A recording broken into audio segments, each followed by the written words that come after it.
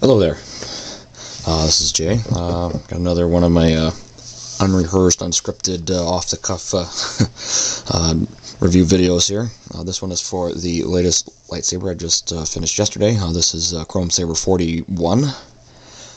It's built for a member of the Rebel Legion, one of my local, the local chapter of the Great Lakes base.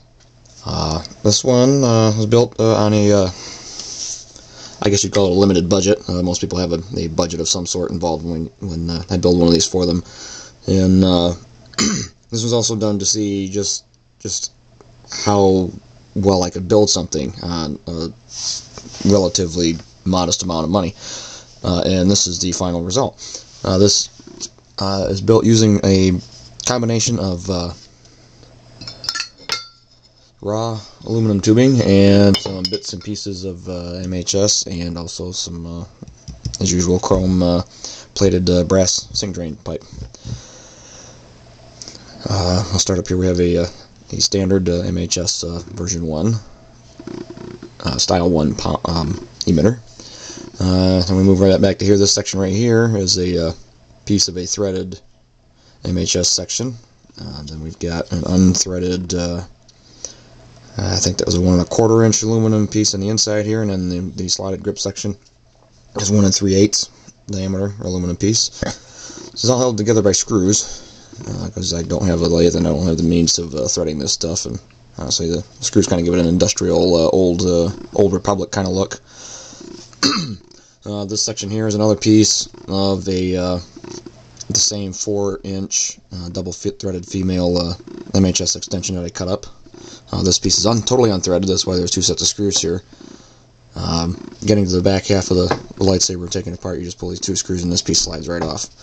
But there's nothing in there except the battery pack and speaker and whatnot.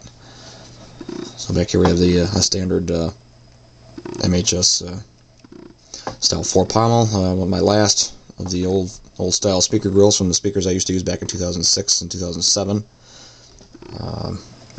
It's pretty unique. There aren't very many of them out there on lightsabers.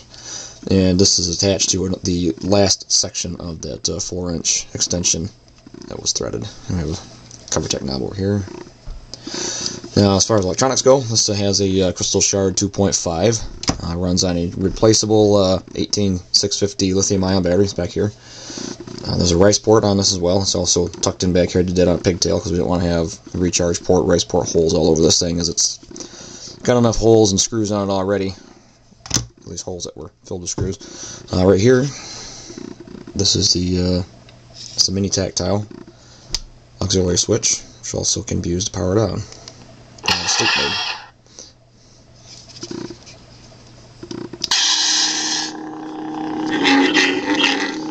Right offhand, I don't remember which font this is. I just put a bunch of them on that I had that were from the Crystal Focus 5 and up standard packages. Plus, I think one of these is gray meat. This might be gray meat. Blade color is actually teal. So I'll pop the stubby on here, and I'll show you that. It's kind of a white flash. Just like all the rest of the Crystal Shard 2.5s and the last one, Brass Saber 10 that we did the review on, this can change colors. It has 10 different blade colors. It didn't look like it changed much, but it did. It's a light blue now. A darker blue. There's 1 shade of purple, and I put 2 shades on there because everybody likes them a little bit different. This one's a little bit brighter. Almost looks a little more pink. A red. Orange, yellow, still looks orange on camera, but it's yellow, light green, darker green, another pale blue, teal color, light blue, dark blue, there we go.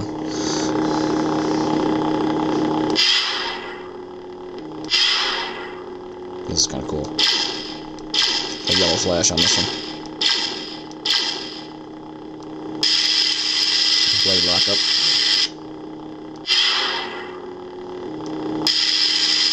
Kind of a pale yellow flash on the red.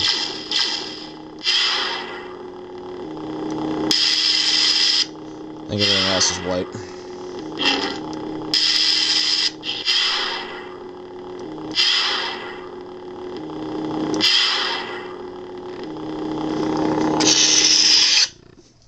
Change the fonts, you just press and hold this button. And it goes to the next one. Which remembers the last color that was selected in the preferences file. So technically what you can do if you don't, if you like, you can have a different blade color set up for each one of the fonts when you change it too.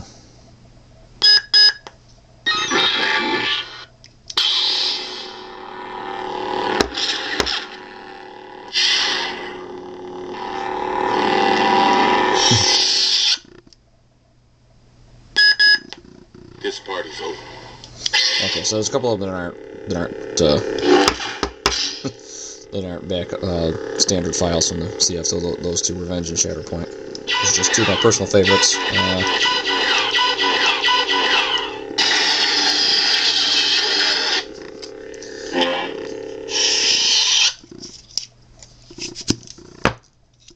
The only thing left to really do on this is to cut the blade's thumb screw down. It sticks in there way too far, so just trim that down. It's real easy accessing the batteries. Battery, you only have one. Like so. There's the rice. Shielded, in case keep it from potentially having any shorts in. There's the battery right there. Just tuck that back in there.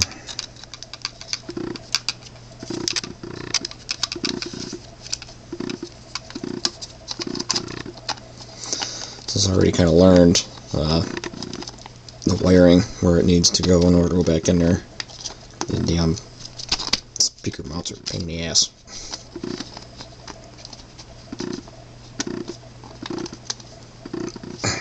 See what I mean about being unscripted? Anything can happen.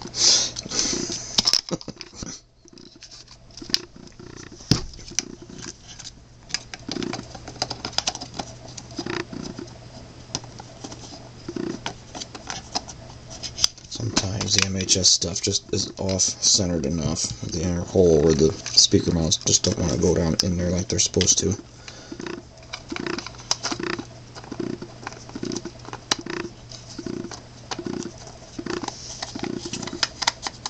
There it goes. Nice thing about it is it's a snug fit. It helps produce a better sound.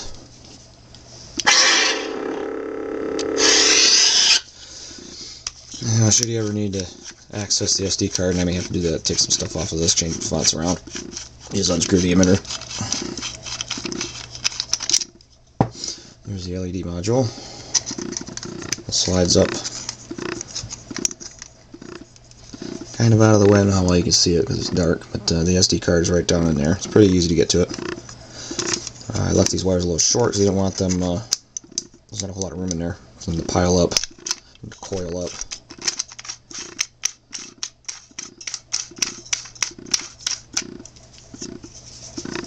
So there we have it. That is JGJ Saber's Chrome Saber 41. It's all set, ready to go, except for cutting the blade screw down. And I need to make an adapter for the battery charger, because this is the charger it's going to come with.